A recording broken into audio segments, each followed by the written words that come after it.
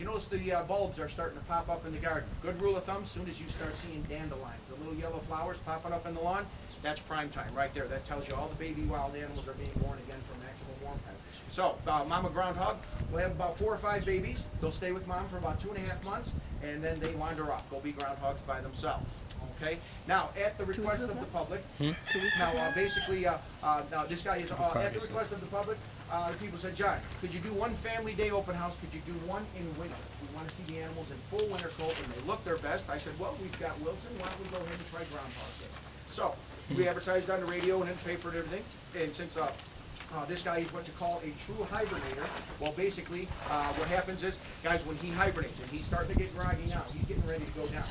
Okay? When they hibernate out in the wild, they must dig their sleeping chamber more than 43 inches below the surface of the earth. That is about this deep. That is called the frost line. That's how far the earth will freeze if we have a nasty winter. If he does not dig it below the frost line, and we do have a nasty winter, he doesn't survive. So down there he lines that with grass and leaves and everything, makes himself a little mattress. Then he's got a tunnel, goes to another chamber, that's where he goes to the bathroom.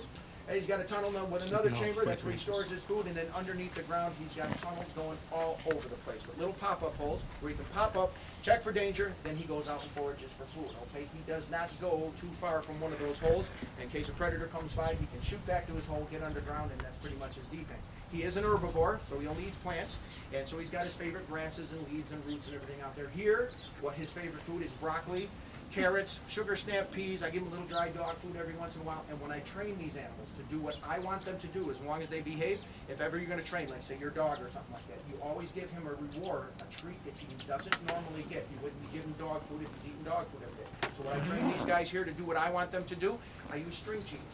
Okay, so if he behaves good and everything, which he's doing perfectly, which he does every day, then he gets his reward. He gets a little piece of string cheese at the end of the thing. All the animals, even the wolves, that's how I train them to behave. If you're not going to behave, you're not getting the cheese. Okay, so they pretty much don't catch on to that. That's how they train tigers and lions too. A treat that they don't normally get unless they behave properly.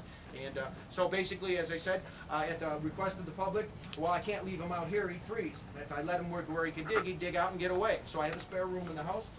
What I do is I put him in his carrier with a bowl of water. I shut the heat off in there so it gets cool, but but not super cool, and or like real cold. And he goes to sleep. Okay. So that day, Groundhog Day, our first Groundhog Day 6 years ago, we had 900 people out here. We had a great big bonfire here, torpedo heaters, hot chocolate. DJ was here, hot dogs and everything like that. Well, I brought him out at 1 o'clock sharp in the afternoon. I had a big picnic table over there. All the kids surrounded to see what his prediction was going to be. Well, about 6 years ago, Wilson predicted an early spring. If you guys remember 6 years ago, winter hung on till summer. So what we did is we went to the library and we got Wilson some books on groundhogs. And we got him on a groundhog website so he could study to be a better groundhog. Our following year we had 1,300 people out here. Wilson did a much better job. He also predicted a long winter, which we did have. This year we had to apologize to Wilson. Wilson predicted a long winter. We had 1,500 people out here. And Wilson predicted a long winter. Well, at the end of February, early March, we had a couple of days where it got up around 60. I figured we're going to have an early spring, so I threatened Wilson with Groundhog Summer School. Well, winter did return, so we had to apologize to Wilson, and he got extra string cheese that day. Okay? Now, if you think about it, guys, what's it like in 3/4 of this country on February 2nd? We are still in the grips of winter, right? Okay, so Groundhog Day is actually a tradition. It came over with the settlers. It actually comes from Scotland. So in Scotland, they must be having their spring on February 2nd. The groundhogs are coming up out of the ground. Okay? All right. Any questions about Wilson? Okay, yep. Can we pet him?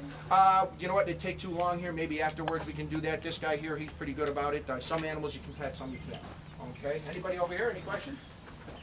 Okay, who was our first correct answer? Or who answered the first question? Was it you? You want to be my volunteer? Come on up around here.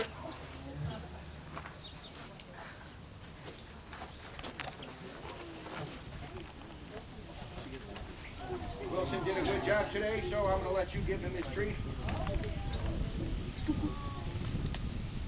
You can just, come on in.